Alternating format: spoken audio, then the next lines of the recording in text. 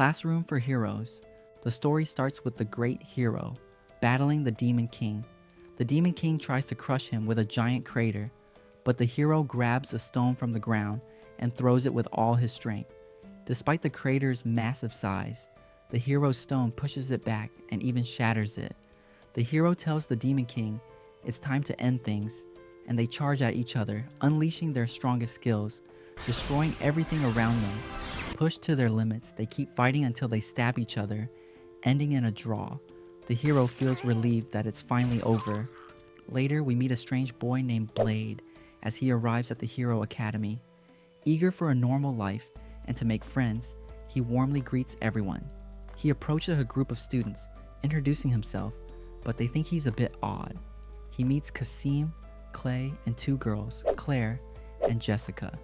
He explains that he's there just to make friends, and Claire asks if he wants to be their friend. Blade eagerly agrees, thrilled to have already made 4 friends. Just then, the top student, Ernest Flaming, shows up, curious about the noise. She asks who Blade is, as she's never seen him before. Claire explains he's the new transfer student, but Ernest finds it odd since the academy only accepts future heroes and doesn't usually allow late admissions. Blade clarifies he doesn't want to be a hero, he just wants friends. This makes Ernest question his commitment, but Blade doesn't mind and asks her to take him to the headmaster's office. In the office, Ernest is surprised to find the king there instead of the headmaster. She bows, but Blade casually steps forward. She apologizes for Blade's lack of respect, and the king recognizes her as the top student. The king announces he will be the new headmaster, making Ernest excited to meet him. However, he asks her to leave so he can talk to Blade alone. Ernest, annoyed by Blade's easygoing attitude with the king, leaves. It turns out Blade is actually the great hero, and the king wants to help him regain his powers. Blade, however, just wants an ordinary life now that the Demon King is gone. The king insists, calling him the great hero. Later at the training grounds, Ernest sees Blade and mentions it's an advanced class. Blade says he already took the lower level exams and was told to join. Ernest accuses him of sneaking into the advanced class and criticizes his lack of serious commitment. Blade responds that he's very serious about making friends. He introduces himself to others while Ernest yells at him to pay attention. He tells her he's listening and pats her head, which annoys her. She pulls out her sword and in her anger accidentally damages the wall. A girl tells them the instructor wants them to gather. Blade introduces himself to her and she says her name is Sophie and he's happy to meet her. Ernest speaks with the instructor, asking him to test Blade's abilities. Although he had other plans, she pressures him into agreeing. They set up a dummy with enchanted armor, and Ernest says that all advanced students can cut through it, wanting Blade to prove he belongs in the advanced class, which is 3 levels higher than usual. Blade adjusts his technique, surrounding his sword with wind as he unleashes his Dragon Eater skill. This move completely shatters the dummy and even breaks the wall. His sword falls apart, and Ernest wonders who he really is. Looking around, Blade notices that everyone else is in bad shape from the force of his attack, yet he insists he's just an ordinary person. During the break, Blade sits with Ernest and invites his friends to join them, but they decline, making him wonder why. Ernest explains that the table is usually reserved for her and that everyone is intimidated by her. As Blade eats, Ernest retracts a previous statement she made about him, but he can't remember it and tells her not to worry. He thanks her for helping him, saying that since they're eating together, he considers her a friend. This makes Ernest blush, and she shyly says she doesn't mind being friends. Later that evening, Ernest reflects on Blade, feeling happy about making her first friend, but then her sword begins to tremble. In a flashback, young Ernest is shown approaching the demon sword. A voice demands her submission, and when she touches the sword, her hair turns red. Since that moment, she's been haunted by voices urging her to destroy everything. She once duels a boy named Leonard, easily deflecting his lance and sending him flying. When Selphie fights her next, she manages to hold her own until Ernest uses her fire skill, prompting Selphie to jump back and admit defeat. Ernest is set to fight Blade, but a strange energy overwhelms her, causing her to faint.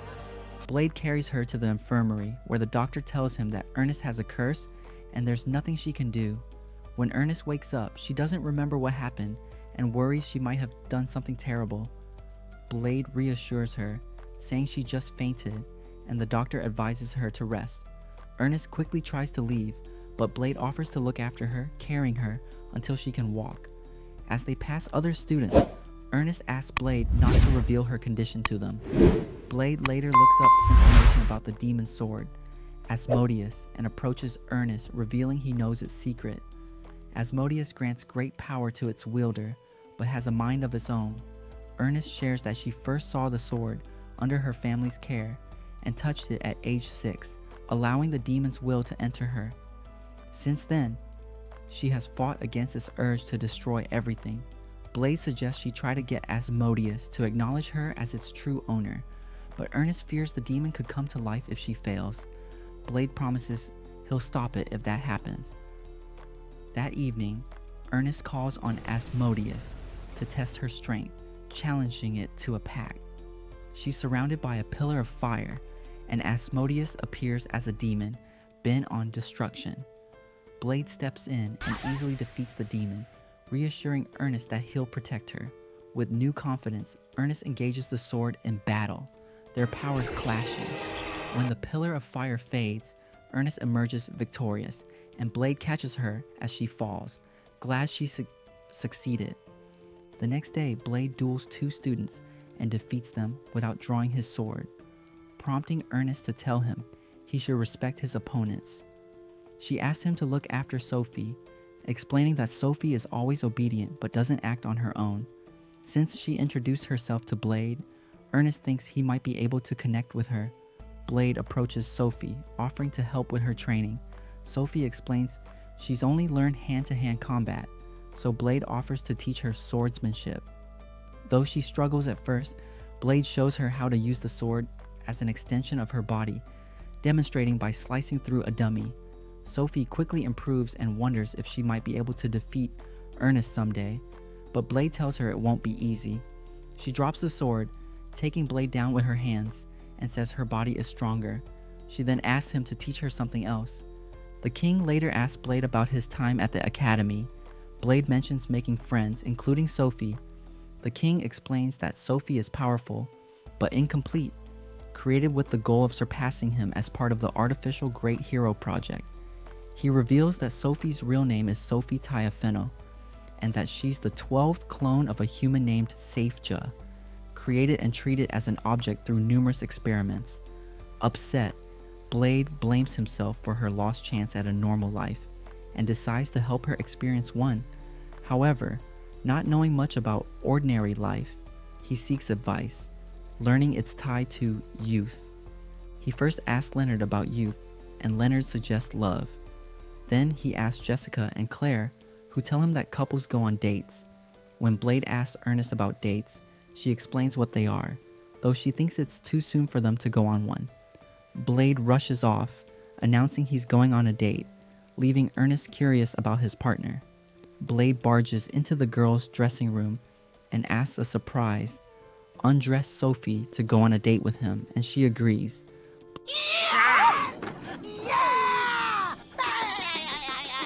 Blade's friends secretly follow as he and Sophie set out. Though Sophie knows nothing about dates, Blade reassures her, setting a precise schedule. Sophie notices they're behind, and they begin moving along, enjoying the day while Blade's friends spy on them. They visit an arcade, accidentally breaking a punching game, and Blade's friends cover the cost, sharing a tropical drink with their faces close together. Ernest finds the scene too much, calling them filthy animals. Her friends distract her with a parfait, but when she finishes it, she realizes Blade and Sophie have disappeared. Following their schedule, Blade and Sophie decide to take a shortcut, leaping over walls and across the town to reach their next stop. They arrive at a famous fountain, and Sophie shares that she enjoyed spending time with Blade. She asks him why he's doing this, and Blade replies that it's because they're friends. Sophie believes friends shouldn't keep secrets from each other, so she confides in him that she isn't an ordinary person. She's actually an incomplete test subject, created to be an artificial hero. She explains that she has artificial great hero powers, which she demonstrates by warping the railing, showing she can alter physics. However, she doesn't have full control, sometimes even increasing her own body weight too much, and she can also stop time for 10 seconds. Sophie reveals she's the final model of the artificial hero project. Though she's considered successful, she still has her limitations. Wanting to be fair, Blade tells her that he used to be the great hero, surprising her. He apologizes for what she went through and says it's okay to resent him, as he views the great hero's power as a curse. Blade explains that he never wanted to be the great hero, but felt he had no choice. He was told that with his powers, he could save everyone, and they first appeared when he was just 3 years old. Since then, he has fought many battles, risking his life for everyone, but he couldn't save everyone, which angered people because they believed it was his duty to protect them. Blade tears up, but Sophie hugs him, saying he should be proud of saving lives. She tells him she's glad to be an artificial, great hero and wants to be like him. Blade decides to stop letting his past bother him, and they agree to keep his identity a secret. The next day, while dining with friends, Ernest tells Blade about a magical beast the king brought to the academy. Suddenly, the ground shakes as a dragon appears, and soldiers begin to panic. Blade calmly approaches the dragon with a plate in hand, leaping up and knocking it down with a single punch. He then feeds it, surprising everyone with how easily he defeated it. But he insists he's just an ordinary person, claiming the dragon is so weak anyone could defeat it with a single hit. The dragon transforms into a girl who hugs Blade, calling him Dad. Blade is confused and says he'll look for her parents, but Sophie points out the dragon herself is the girl, surprising him further. The girl insists on playing with him, still calling him Dad, leaving Blade unsure of what to do. That night, Blade helps her bathe and names her See Ernest then walks in, shocked to see Blade there. Blade asks Ernest if she learned anything, and she explains that magical beasts, including dragons, respect strength. When they're defeated, their bodies may perish, but their souls remain, often taking on the form of the one who defeated them. Blade wonders if CU was defeated by a human in her past life. Ernest, noticing CU likes her new name, accuses Blade of being a pervert and stomps on his face before storming out. The next morning, Ernest notices Blade feeding CU, who says she likes it when Blade feeds her because it makes the food taste better. When Claire offers to feed CU, she refuses, saying she only wants Blade's attention and calling others weaklings. CU demands that Blade focus solely on her, asking for good morning kisses and exclusive meals. She even accuses Blade of staring at other women, shocking his friends, who then start to see him as suspicious and leave him out of their training. Blade later sees CU in the training area and calls her over. Just then, his friends ask him for help with training since they recently joined the advanced class. Jessica wants to specialize in espionage, which is Sophie's strength, so Blade pairs her with Sophie. CU suddenly wanders off, so Blade starts looking for her. He finds CU, who's hungry, and treats her to a meal. Later, while CU sleeps, Blade discusses with Ernest how dragons are challenged by their parents upon birth, making them recognize the first stronger being they encounter as their parent. Blade realized that CU has likely been alone since birth, and would be even lonelier if he stopped acting as her parent. Ernest notices he's serious about looking after her, and mentions that Sophie had been listening in. Ernest says Sophie seems worried, and Blade reassures her that everything is fine. Blade eventually finds CU on the academy's roof, where she explains that looking at the moons calms her. She sees the big moon as a parent and the small moon as a child, reminding her of how she looked at them when alone in the wasteland. Blade asks if she'd like to make friends, but CU says dragons are superior to humans, so she only needs him. The next day, Blade asks the king to help take care of CU, but she dislikes the king's presence and storms out of the room. Blade later finds her playing with dolls, pretending they're her classmates and listing their names as if they were all her friends, which makes him feel sad. He then starts banging his head against the wall, but Ernest stops him and asks what's wrong. He explains CU's need for friends, but feels it's impossible since she looks down on humans unless they can defeat her. Ernest suggests they get help from others. At the training area, Blade asks everyone to help defeat CU. Though his friends think this will be tough, they agree. CU descends, and the king watches from above, intrigued by this group effort. The students surround CU, and Ernest coordinates the attack. CU defends herself fiercely, but the students use teamwork, taking advantage of her blind spots. The king acknowledges their bravery, even as CU's dragon scales resist their attacks. After some strategic moves and distractions, CU falls into a pit that Leonard dug during the fight. The students charge, and Ernest, despite her sword, Asmodeus's limits, powers through. She and the students combine their strength for a final blow, delivering it together, and CU reverts to her human form, tearfully admitting she feels weak. Blade comforts her, saying humans are strong, and asking her to become friends with them. CU happily agrees, and everyone celebrates their new friendship. A few days later, we see them all having lunch together, and the girls take turns playing with CU, finding her adorable. Blade notices that Ernest seems different, and his friends start to panic. They try to pretend there's nothing wrong, but Blade points out that Ernest seems to have gotten fat.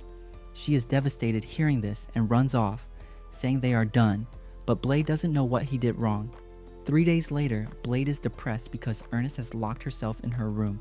He worries that they are no longer friends, so he wants to apologize to her, but his friends mention he doesn't even know why Ernest is mad at him, so he will only make her angrier. They decide to go along with him, knocking on her door, but she doesn't respond. Jessica picks the lock, and they let themselves in. They see Ernest on the floor and think she's crying, but CU suddenly rushes over to her. They turn on the lights, and we see Ernest is actually stuffing herself with sweets. She explains that ever since the fight against CU, she started getting hungry all the time and ended up getting hooked on desserts. Blade asks her if they are still friends, and Ernest says that they are, but she didn't want him to see her like this. Blade is relieved hearing this and prepares to leave, but the girls drag him back, saying they need to help Ernest. He doesn't know how to comfort her, so Jessica tells Leonard to show him how it's done. Leonard swears he will be devoted no matter how fat she gets, but Ernest just punches him away. Blade gives it a shot, telling her that her friends are there for her, so she can rely on them. Ernest decides to give it a go. We see them going for a run, but Ernest struggles to keep up. They help her with other exercises, and she only gets a tiny plate for lunch. Jessica tells her she needs to cut her calories, but Ernest just wants to eat. She spends time sweating it out in the sauna, but after everything, when she checks her weight, it hasn't gone down at all. The next day, Ernest decides to try something more drastic. She uses the power of her sword, offering up her flesh as power, and she is covered with flames. Her friends arrive, wondering what's going on, and Blade tells them to believe in her. She gains a new form, and Asmodeus speaks to her, saying she has achieved an undying body that's immune to physical attacks, and he wonders who they are fighting. But Ernest tells him she did it just to burn off her fat, and Asmodeus is stunned, but he notes that this form consumes 1,000,000 calories per hour. Ernest is glad she doesn't need to work out. I think I just peed a little. But she reaches her limit, and she starts to get hungry again. She starts to lose control, charging at her friends to eat them, but Blade unleashes an enormous gust of wind, overpowering her, and she returns to normal. But not long after, they see Ernest is fat again, stuffing herself with sweets. They're all disappointed in her, but she claims she can just turn into a demon again, so it's not a problem. In the infirmary, the doctor tells Blade that he's making great progress, revealing that he's currently at 30% condition. Blade asks her if he can now use his powers, but the doctor explains that he will die if he uses 30% of his full strength. As Blade walks around the academy, he stumbles upon Claire, who introduces him to her friend named Maria. Blade remembers her as a clumsy student who can't even throw fireballs in the right direction. Maria joins Blade's group at the dining table, and she asks them to kill her if she loses control of herself. She explains that a powerful, magical beast exists inside her, as she accidentally shatters her cup, saying, "This is what happens when she loses control of her strength." Maria states that she was able to control her strength, but she's been having issues with it recently. Maria is afraid that the beast will destroy everything, knowing she needs to do something, and they all agree to help her out. They take her to the training area, which they surround with a magic barrier, as Blade tells Maria to unleash her full power. Maria doesn't want to do this, but Ernest states that Blade has saved her before, so Maria decides to have faith in him. She removes a limiter on her arm, shattering the ground as it falls, and reveals that it limits her power by half. She proceeds to remove the limiters on her other limbs, and she shows them her pendant, saying it restricts her power to 1/10. But before she can remove it, the chain breaks, and a powerful aura surrounds her, transforming her into a demon with a mark on her forehead, appearing as she claims to be the Demon King. Blade knows this isn't true, but the mark on her forehead is identical to the one that the Demon King had. Ernest uses her full power to try to attack the demon, but she is blown away with just a gust of wind, sending her crashing to the ground. Leonard charges at the demon with his lance, but with just a flick of her finger, she sends Leonard flying. Sophie manages to grab the demon, using all of her energy to cast an immobilization spell, but it's not enough to hold her. Siyu unleashes a powerful fire breath, but the demon just absorbs it and throws it right back at Siyu, exploding upon contact and instantly defeating her. With all of his friends defeated, Blade strikes the demon, but it does nothing, and she realizes that Blade is holding back because he hasn't even unsheathed his sword. She threatens to kill him if he doesn't fight seriously. As she blows him away with a gust of wind, Blade unsheathes his sword, trying to fight back, but she easily parries his attacks. She wonders if that's all he can do as she blasts him with fire. Blade blocks it with his sword, but it causes it to shatter. Ernest gives him a melodious speech, and he claims he will end the fight with a single move. But the demon thinks he's being arrogant, telling him to bring it on. A powerful aura surrounds him, and he unleashes a devastating attack. The demon blocks it with her barrier, but it starts to crack, and she soon realizes it isn't enough. Wondering who she's fighting, Blade claims that he's just an ordinary guy, and he shatters her barrier, allowing him to defeat her. His skill causes a massive explosion, which even destroys the magic barrier surrounding the area. Blade is happy that everyone survived, but he suddenly collapses. He wakes up in the infirmary, where the doctor reveals that she was worried about him because he almost died. Blade promises to be more careful, and the doctor reveals that his friends are fine, saying even the demon survived. After some time, we see the demon walking around the academy, and when she sees Blade, she is about to call him the great hero, but Blade stops her, confirming her suspicion as he tells her to stop asking her what happened to Maria. The demon tells him that Maria is a different personality, saying nobody has given her a name, but the other students are calling her Mel. The king reveals that he was the one who welcomed Maria into the school, knowing about her identity. He explains that her deceased mother was human, and her father's fate is unknown, but they all know him as the Demon King. Blade's group observes Mel as she interacts with the students, but they wonder if it's okay to leave her like this, thinking she is dangerous. Ernest states that the king decided to let her go free, and now reveals that her powers are restrained by the pendant, saying she will abide by the school's rules as an ordinary student. Mel leaves with the other students as the group talks about Maria, wondering if they'll be able to see her again. That evening, Mel visits Blade in his room, inviting him on a date. She grabs onto him, and they fly together, as Mel reveals that she gained self-awareness 5 years ago, but she now considers herself a lady. Mel takes him to the roof, where she reveals that she stayed at the school because of him, saying she has become attached to him because of his powers. Blade reveals he can now only use 15% of his power, and Mel says he's not worth killing as he is, but she won't leave the school until she kills him in the future. Mel thinks she likes Blade, but she isn't sure about her feelings, and she reveals that she can't remove her pendant because Maria's consciousness won't allow her to do it. She reveals that Maria was scorned by humans, so she was forced to live in hiding with her mother, who believed in her father. But Maria doesn't share that sentiment. Her mother's death filled Maria's mind with doubt, not knowing about her father and wondering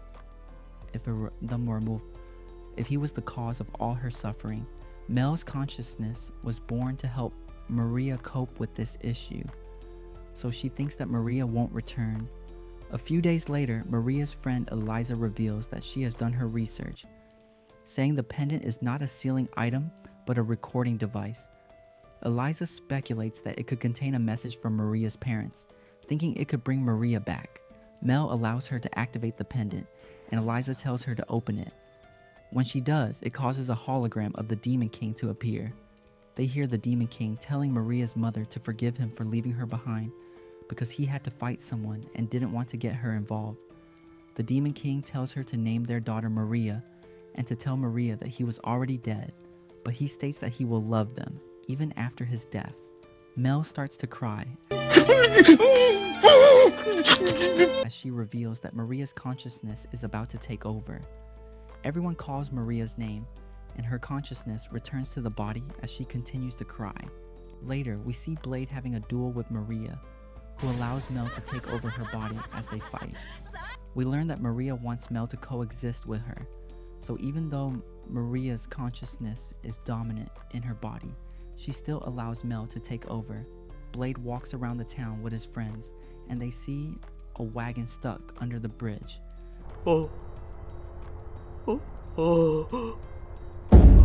They realize that the wagon is being pulled by a centaur, who Blade recognizes as Dion.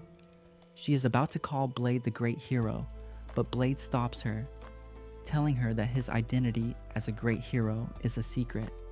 Dion explains that she has known Blade for a long time, and Blade asks her what she plans to do with the wagon. Siyu offers to take care of it, and they make their way to the king, who is revealed to be the owner of the wagon. The king informs Dion that she's going to be teaching at the academy, saying she is more than qualified to act as their instructor, as she looks forward to teaching Blade at the academy. Dion demonstrates her skills on huge blocks of god iron, which are deemed to be indestructible. She charges at a block with her lance, blowing a hole into it as she passes through, and the students are impressed by her skill. Dione proceeds to destroy the other blocks as Sophie notices that the heat generated by her attacks is causing the god iron to melt.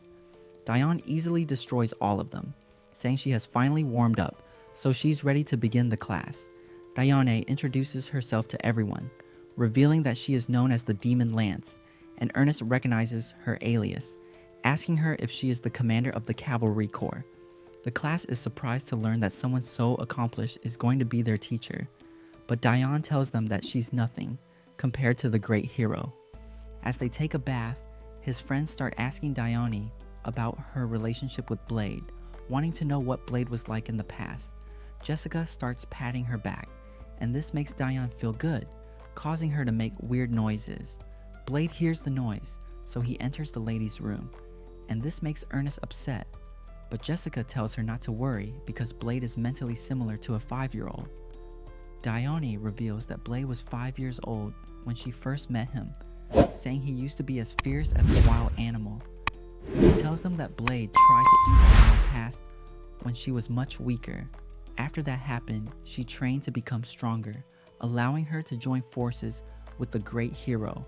Dion reveals that the great hero used to ride on her back, but he didn't let her join during his fight against the Demon King, and she thinks it's because she wasn't strong enough at the time.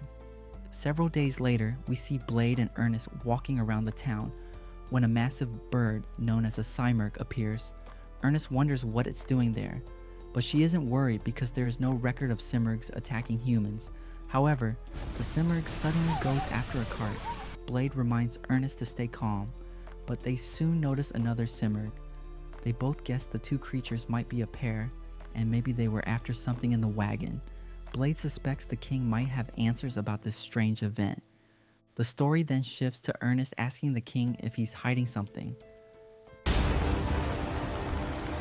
Blade explains to the king about the Cymurks and the wagon, especially since Dion was near one at that time.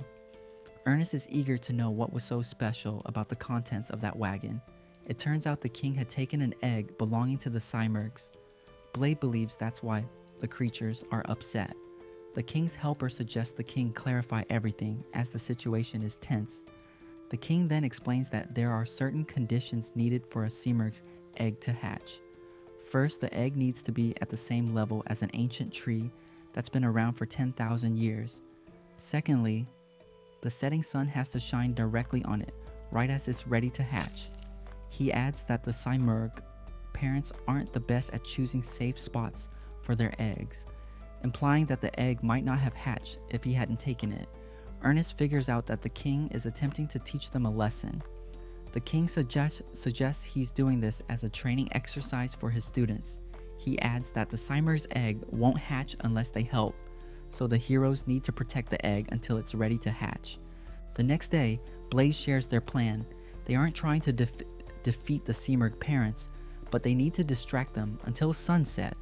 The plan is to hide the egg, and when it's the right time, they'll take it to the top of a tall tower using an elevator.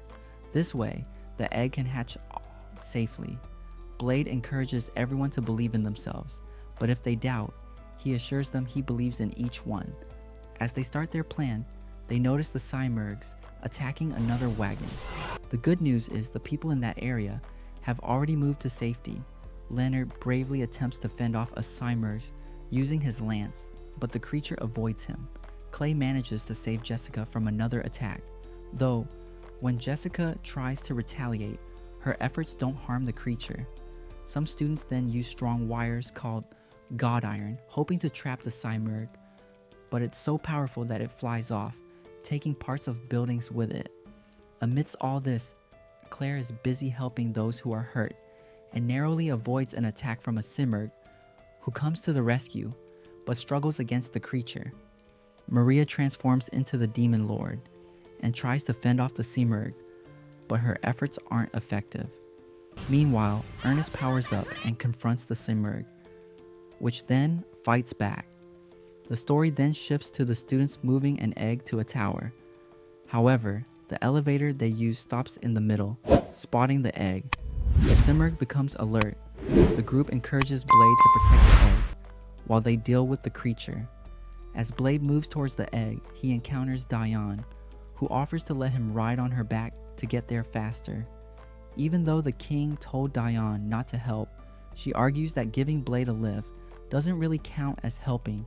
With Diane's help, Blade remembers his friend's advice to trust them and keep going, which reminds him of old times. Diane comforts Blade, telling him he's not alone anymore. Even though Blade once battled the Demon Lord by himself, he now has many friends, including Diane. Trying to take the egg to the tower's top proves tough for Blade because the egg is quite heavy. With Diane's help, they push the egg up to the top, where the king is awaiting for them. Another Simurg attempts to snatch the egg, but the king steps in. He tells the creature that a past favor will be returned with a new beginning. The king also mentions how a Simurg once rescued him, and with Blade's help, he can now repay the kindness. Blade wishes the king had shared the story with him earlier. They notice the Simurg is getting upset. Sophie uses her special skills to calm the creature, while Blade tries his powerful Dragon Eater move, but it doesn't work, and both Blade and Sophie tumble down. Just then, the creature's egg opens up, revealing two baby creatures inside. Blade is puzzled why the baby creatures are looking at him so closely, but Sophie thinks it's because they see him as a guardian. Ernest is amazed, joking that Blade now has a bigger family. A bit later, the two of them ride on the baby creatures. Ernest is a little nervous, but Blade advises her to just enjoy the ride, feeling happy about his new companions. A week later, the school seems to be all dark and empty.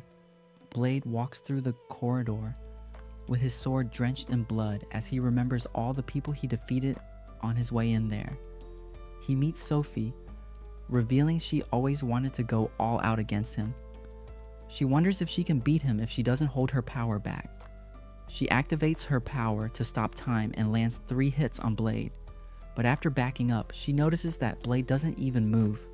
She wonders why she didn't defeat him. Blade explains that she can attack him several times, but if her hits deal no damage to him, he then pushes her against the wall and reveals he used a technique to momentarily increase his body toughness while she stopped time. The technique was active the whole time.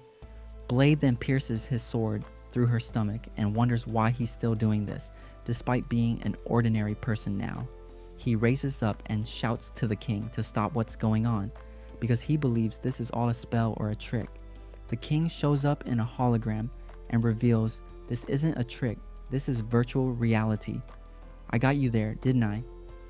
The king is all happy because of this new technology and tells Blade to use his real power because nobody will be hurt. The Demon Lord and CU are having the time of their lives fighting each other. The king also mentions this is the best way of practical training ever created, so his goal is to improve the students' skills by using this technology because they can fight until their virtual reality death. Blade calls this a sick joke and asks if there isn't a way to make it easier to distinguish between what's virtual and what's real. He thinks this is too realistic and worries that some people will return to the real world thinking they're still inside virtual reality and could slaughter their own friends, thinking it's fake. The king realizes that would be a problem and pushes a lever. The lever changes the background to something like Alice in Wonderland. The king then tells them to continue their fights to the death in this new setting. This is a literal battle royale, where the last person standing gets the right to use the virtual reality however they want. Blade decides to end this as fast as possible. Leonard is running, happy that he gets to face Ernest just to be sliced in half. This girl becomes a literal psycho inside the virtual world and starts stabbing Leonard several times. After Leonard disappears, she starts moving, wondering where Blade is, talking about our boy. He's just walking around, watching how Jessica and Claire fight against two guys. The guys are all happy because the two never defeated them. I've never been so happy in my life. While they were still in the lower class, so this is pretty much an easy job. The girls refuse to give up, and Jessica asks why the guys refuse to lose to them. The boys become embarrassed. You know what's in their heads, and Jessica takes the opportunity to attack and defeat one of the boys. Blade also strikes the other one, and they finally score their first win against them. But there's a problem. Ernest is there, dragging her sword, happy that Blade is in the area. She reveals that killing people is fun. Seriously, first she cannot contain her weight, and now she cannot contain her psycho vibes. She calls herself stupid for holding herself back all this time. Blade then recalls that he made her a promise that he would cut her down if she ever went berserk. Just a swing of his sword destroys everything around him. Ernest rushes against him, but Blade randomly swings his sword to create a wind current that stops her. Seconds later, Blade wakes up in the real world with all the students staring at him. The king laughs, mentioning that Blade was the last man standing, as expected. Jessica and Claire don't even know what the hell he just did at the end, but they at least didn't feel any pain. Ernest is crying like a little girl because she can't believe that she went full psycho mode. Inside, Blade even mocks her, mentioning how she was laughing like a villain. She yells at him to shut up because he's overpowered.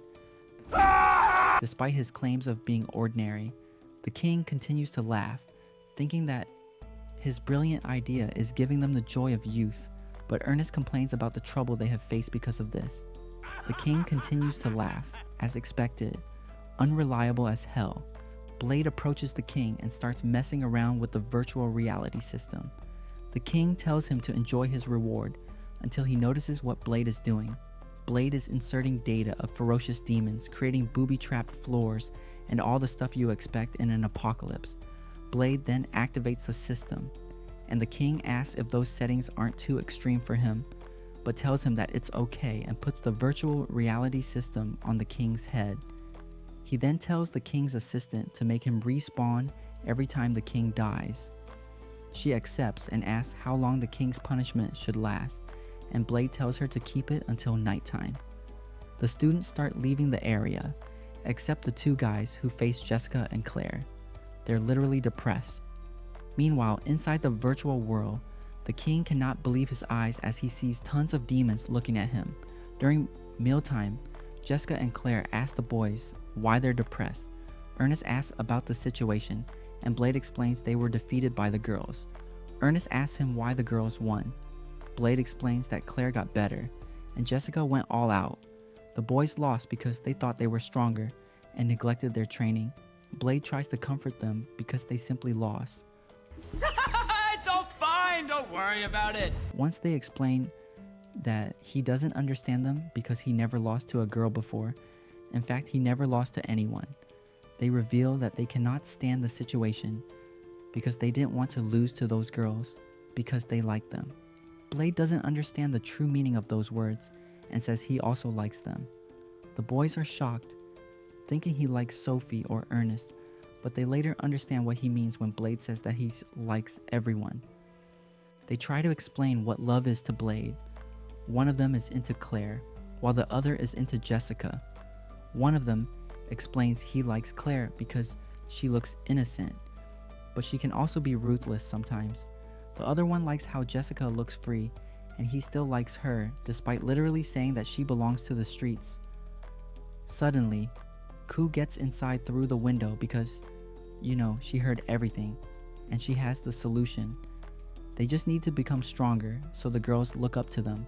She explains that females are attracted to strong males, so they just need to train.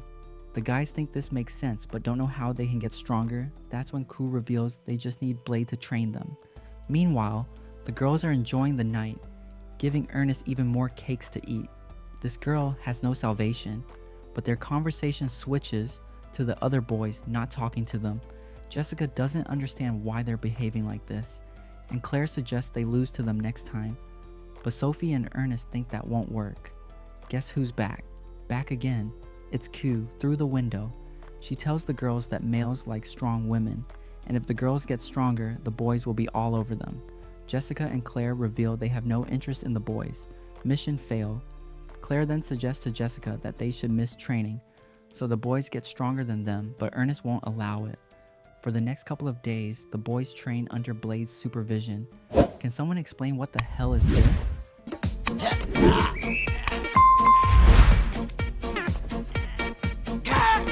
After completing the training, there's another virtual reality competition. The boys promise that if they win against them, they will confess their feelings. They are matched against the girls, while Ernest and Blade are the referees. Jessica rushes in immediately, and Claire follows up. The guys manage to stop their attacks and get the advantage on their counter. Ernest is curious and asks if Blade taught them how to use their fighting spirit, but he explains that he made them realize that they were already using it subconsciously, so he just taught them how to use elements. One of the guys uses wind against Jessica, and the other one tries to attack, but Jessica uses fire to counter and projects him against Claire, who smacks him on the face. Jessica then focuses on the other one and uses ice to freeze him in place, followed by a lightning attack. This time, the boys accept their defeat and promise they will get stronger than them. It turns out all the girls taught Jessica and Claire how to use elements just because they were being trained by Blade. Ernest is all mad because she's expecting Blade to love her, but she has no hopes of him confessing to her. Of course, Blade doesn't understand what the hell is going on. Claire and her friends spot an android, capturing everyone's attention. Intrigued, Claire can't help but find it adorable. Ernest, curious about what has caught their interest, takes a closer look. Sophie chimes in, revealing that the android has been around for about a week. When Ernest wonders if it's waiting for someone, the android displays a picture of Blade. Meanwhile, Blade is engrossed in meditation when Ku interrupts him. He explains that he's sharpening his fighting spirit because he can only access a fraction, 15% of his full power. This meditation, he believes, will help him stockpile some of that strength. Just then, Ernest and the crew show up, android in tow. Without a moment's hesitation, Blade annihilates it using his signature Dragon Eater attack. Confused, Ernest questions Blade's abrupt action, mentioning that the androids seem to be seeking him out. Blade clarifies that this android serves as a guardian and is designed to withstand repeated destruction. He ponders aloud whether it ventured above ground specifically to find him. As if on cue, the android scans Ernest. The next day, a transformed android reappears at the arena. This time, it takes on the form of a girl, stating that its new look is designed to appeal to male sensibilities. That's when Claire puts two and two together, realizing this must be the same android they encountered earlier. Blade's reflex kick in when the android lunges at him. He swiftly defeats it using a barrage of his Dragon Eater attacks. Ernest criticizes Blade for going overboard, but he reassures her, saying the android will bounce back soon enough. Just as he predicts, the android rapidly recovers. Ernest intervenes before Blade can finish it off again. She suggests that maybe the android, now in the form of a girl, just wants to be friends. Blade dismisses the idea, cautioning that guardians are always trouble, especially if they go rogue. The android clarifies her mission.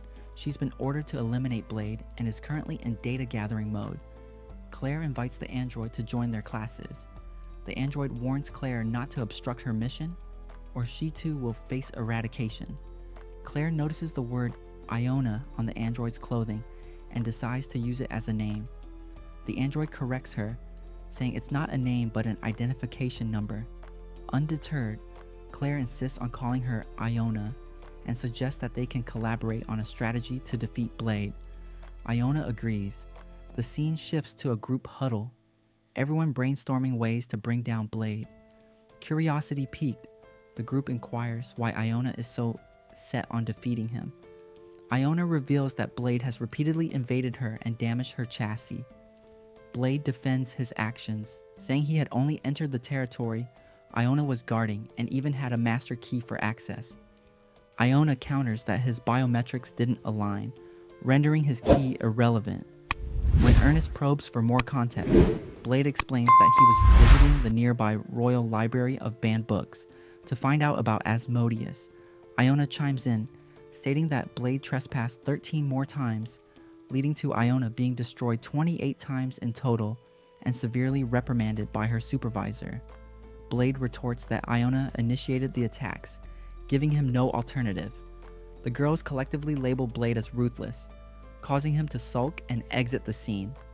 Sophie follows him, and Blade tells her that he only broke into the library because of his duties as the great hero. We learn that guardians keep their souls in a separate location, so they won't die if their bodies are destroyed. Eliza thinks that Iona can't win because Blade knows that she won't die if he attacks her, so Eliza comes up with a plan. Eliza explains that if they install Iona's soul into her body, Blade will hesitate to attack her because she is no longer indestructible. At the arena, Blade and Iona are about to fight, but she tells him that she is no longer connected to her mother computer, so she will die if she is destroyed. She proceeds to give him a beating, blowing him away and asking him what's wrong. Blade is about to use his Dragon Eater skill, but he hesitates, knowing she will die if he uses it, so he uses the skill with his bare hands instead, but it has no effect on her, and she proceeds to pummel him, taking him down and landing a strike that shatters the area around them. Blade admits defeat, and everyone celebrates Iona's victory. After some time, Iona explains that she's been trying to reconnect with the mother computer, but it isn't accepting her connection, seeing her as a defective unit, and she doesn't feel secure because she has no supervisor. She wants Blade to be her master, saying the counter will keep ticking if he refuses. Iona reveals that she is going to self-destruct, making everyone panic as we learn that she will explode in a few days. Blade tells her that he can be her master. Iona becomes Blade's servant, saying she will obey his commands, but Sophie becomes upset because Iona is stealing her character traits, so they start competing for Blade's attention. They have a contest to determine who will be able to serve Blade better, and that evening they watch Blade as he sleeps. Iona reveals that she was always alone, and that Blade was the only person who came to visit her. Sophie was also alone when she was at the lab, saying she was only able to stay linked with the world because of Blade. They realize that they aren't so different, so they start to get along, making Blade happy.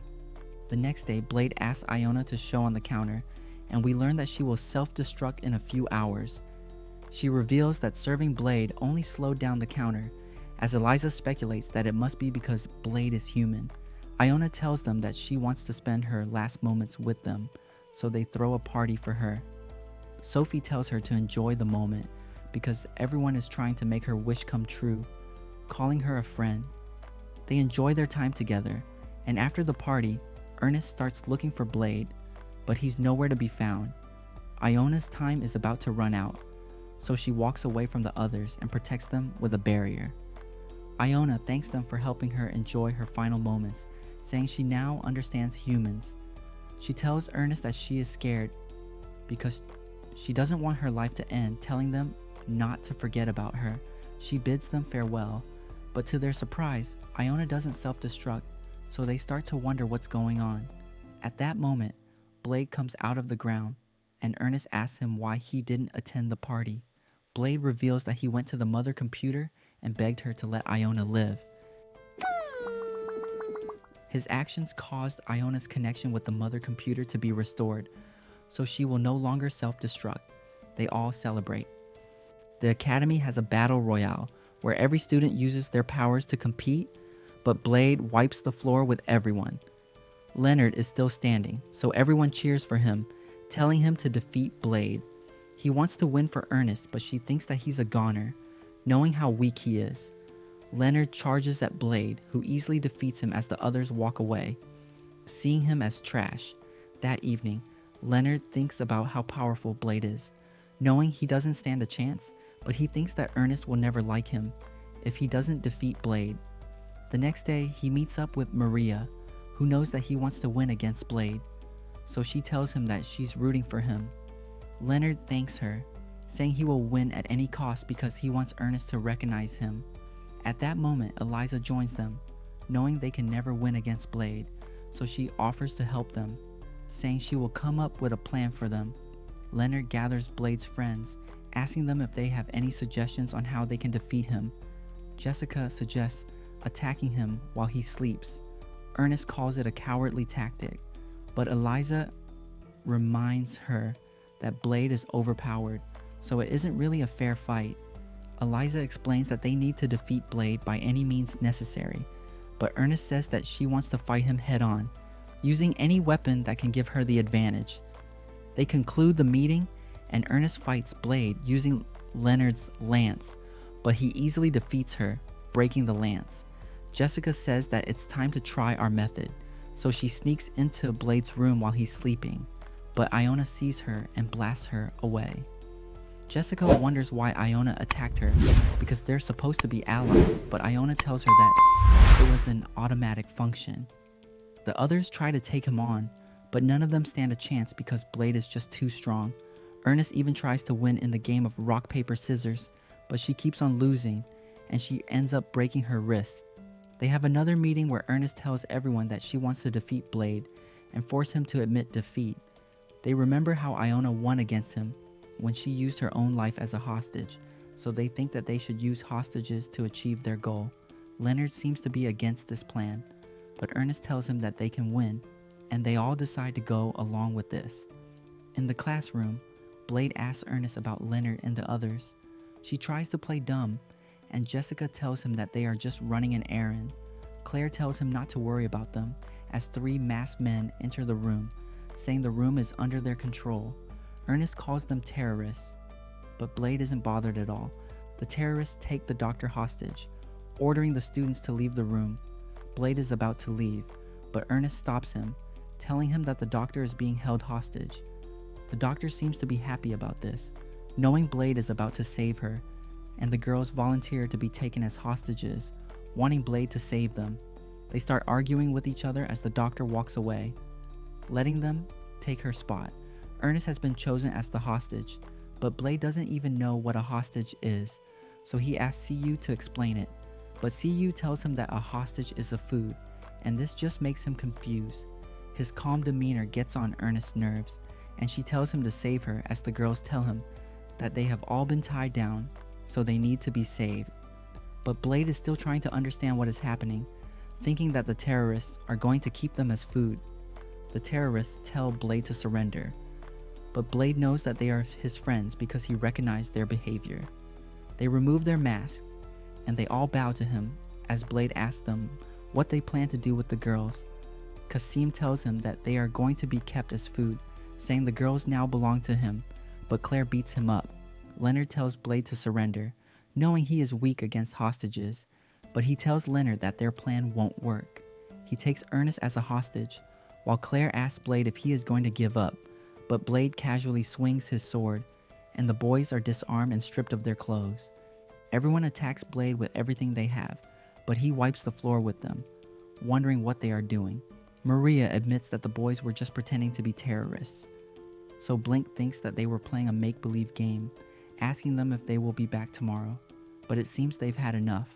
In the cafeteria, Blade sees a group of students holding a birthday celebration, and we learn that he doesn't even know what a birthday is. Dion reveals that they don't know Blade's exact age, saying they just found him 16 years ago when he was around 1 year old. Maria inquires about the date he was found, so Dion tells her that it's coming up in about a month. We learn that Blade was holding onto a sword when they found him, and that's how he got his name. Ernest thinks about something to give Blade as a birthday gift, and at that moment, the king suddenly joins them, saying that a poor curry would make a good present. Jessica tells him that Blade can get that food in the cafeteria, but Gilgamesh suggests preparing a special tonkotsu curry. The students gather at an underground chamber where Gilgamesh reveals that they're about to undergo training by eating delicious food, showing them a jungle. Everyone wonders how such a place could fit beneath the castle, thinking there could be magic involved. The door behind them closes as Gilgamesh explains that it won't open until they finish their quest. His assistant tells the students to survive until they consume 11 billion calories, and Dion reveals that there are plenty of ingredients around them, but the creatures in the area are violent. The students set up camp as Jessica lures a monster to an open area, but the creature notices Claire and it changes its case. Instead, Maria allows Mom to take over, and she uses a spell to defeat the monster, allowing them to capture it. They bring the monster's remains to the camp, where they start cooking it, and we see everyone doing their part, making sure that the camp is well protected. Blade is taking a bath when Ernest suddenly joins him. She notices the scar on his chest, so she wonders what he was like as a child. Blade reveals that he was always fighting for his life, knowing he wouldn't survive if he didn't get stronger. Ernest touches his chest, and she starts leaning closer, but Claire suddenly charges to her, telling her not to go any further, and Ernest is embarrassed to learn that they were watching her.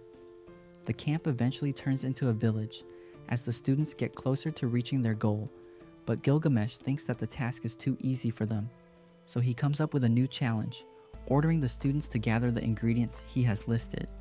They enter a cave where they encounter a cabbage monster. Ernest is about to burn it, but Sophie stops her, telling her that they need it raw. They all gang up on the monster and they're able to capture it. The students go to a cornfield to find the next ingredient, and they encounter a boxing corn. Blade is about to fight it, but Sophie tells him that it won't taste good if he doesn't use his fists. Blade has a boxing match with the monster, managing to win, and the group captures it. They see a carrot on the ground, and Blade is about to pull it out, but Ernest stops him as the carrot lets out a piercing sound. Ernest reveals that its scream is a lethal curse, but Iona steps forward, telling Blade that curses have no effect on her since she's just a robot. She pulls out the carrot, and the others cover their ears as the sound destroys every living thing in the area.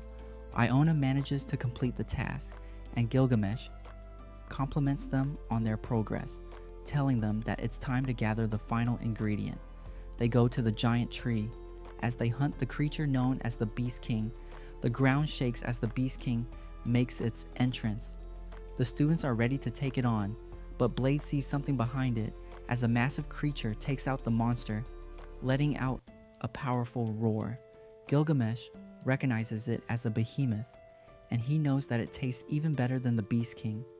The students attack with everything they have, but the behemoth makes short work of them. Sophie and Iona blast the creature, with all the girls following after them, creating a massive explosion, but it still has no effect on the behemoth. The creature fires an energy beam, but Leonard protects everyone with a barrier. Ernest allows Blade to borrow his Modius, saying that there is only one technique that can take it down, but Mel knows that he won't be able to do it since he can only use 15% of his powers. Blade tells her that he needs 30% of his powers to use it, so he asks to borrow some of her power, holding onto her hand, but Mel tells him that she knows a faster way to do it. So she kisses him and transfers the energy to him. Sophie immobilizes the behemoth as Yona fires her cannon, but it isn't enough to stop the creature, so the students distract it as Blade and Mel raise Asmodeus, telling everyone to stand back. A whirlwind surrounds them as Asmodeus transforms into a giant sword known as the Holy Demon Blade. They use it to strike the behemoth, slicing it in half, as Mel recalls the technique as the same one that Blade used to defeat her. But Blade is now exhausted, and he thanks Mel for helping him use the skill before passing out.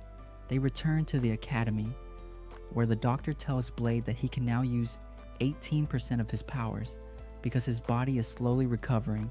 Blade makes his way to the cafeteria, where a student surprises him, wishing him a happy birthday. Ernest tells him that this is the day he was fostered, so they are considering it his birthday. CU tells him that he is now 18 years old, and Ernest shows him their gift, which is a special tonkotsu curry made from the ingredients that they gathered. He can't believe they did this all for him, and when he tastes it, he starts to cry, thanking them all for being his friends. We see Claire practicing Blade's technique, creating a vortex of wind that hits the target, and Blade is pleased to see it work. Sophie joins them, and Blade gives her a basic explanation of the move. She's able to do it too, forming a powerful whirlwind around herself. Impressing the boys, Blade tells them that this is the real form of the technique, and Sophie releases the wind at the target, breaking it completely. Then she suddenly tries to attack Blade, but the real Sophie appears and stops her. Everyone is surprised to see two Sophies, and the fake one quickly retreats. She returns to an old building where she's revealed to be Iona, working with other clones from the Artificial Hero program. She reports that the mission was successful, shares data with the others, and they all practice Blade's technique, even destroying their building. However, their real mission is to kill Blade. Jessica tries Eliza's new invention, firing flames at the target, which impresses everyone, but Blade calls it unimpressive. Eliza feels upset, reminding him they're not as strong as he is. Just then, one of the clones appears, and Blade asks what she wants to learn. She says she wants to learn how to kill him, and starts attacking fiercely, but he pushes her back. She teases him about not doing a good job teaching her since he's still alive, and Blade tells her he doesn't want to die. She flirts with him, but Sophie shows up and threatens her, so the clone retreats. We learn this is the fourth time the clones have attacked Blade. In the cafeteria, Ernest suggests they're trying to kill him, but Blade doesn't seem concerned, and Sophie promises to protect him. In their hideout, the clones meet with their leader, who wants them to prove they can surpass the great hero, which is why they were created. Later, Sophie checks on Blade as he sleeps, and Elna assures her she's protecting him. Outside, Sophie meets with Onai, one of the clones, and tries to convince her to stop attacking Blade. Onai explains that following orders is their purpose, even if it means shortening their lives. They end up fighting, but Sophie spares her, allowing her to leave. Later, Blade and his friends are in a VR world, where he mistakes one of the clones, Senku, for Sophie. Eliza recognizes Senku as an ancient word meaning number 5. Senku attacks Blade, knocking him down in VR, and celebrates thinking she defeated him, but Blade wakes up in the real world unharmed. Realizing she was tricked, Senku and another clone go after him again. Blade lures them to a building where Ernest and the mages attack, but the clones create a black hole, causing chaos. Blade believes it'll disappear after 10 seconds, but it doesn't, and students are nearly pulled in. Sophie jumps into the black hole, using her power to absorb its energy, saving everyone but exhausting herself. When Sophie wakes up, she asks about casualties. Blade assures her no one was hurt and thanks her for her bravery. Sophie explains the clones were part of the Hero Project and modified after the project was cancelled. Blade suggests they could be friends and enroll at the academy, but Sophie reveals the clones were modified to obey orders, so their only purpose is to surpass the great hero. Later, Sophie leaves the academy to find her sisters, and Blade decides to go after her. At one of the clones' hideouts, Sophie meets her sisters and explains the Hero Project. feeling guilty for being the only one to live a normal life. Ernest insists that her friends can help her save her sisters, but Sophie explains that they don't have much time to live. Determined, Blade and the others vow to support her. In another hideout, the clones receive a letter inviting them to challenge Blade at the Academy Arena. They accept, and during the fight, Blade aims to tire them out so that they can be reprogrammed. He struggles, but manages to hold them off with the help of his friends. Eventually, the clones run out of energy, but one sister, Ani, reveals that they only had 14 days to live, and today is their last day. Sophie tells her there might be a way to save them, and Blade encourages them to stay strong and live. In the end, all the clones share Sophie's body, and she jokes it feels like having 5 kids inside her, but she's happy they're safe. The next week, Gilgamesh organizes a training session with a giant monster that's too powerful for the students. They try everything, but nothing works. Just as things look bad, Blade arrives, defeats the monster in one blow, and asks the others what they've been up to. Thanks for watching. If you enjoyed the recap, give us a thumbs up and subscribe for more. Share your thoughts in the comments and stay tuned for our next video.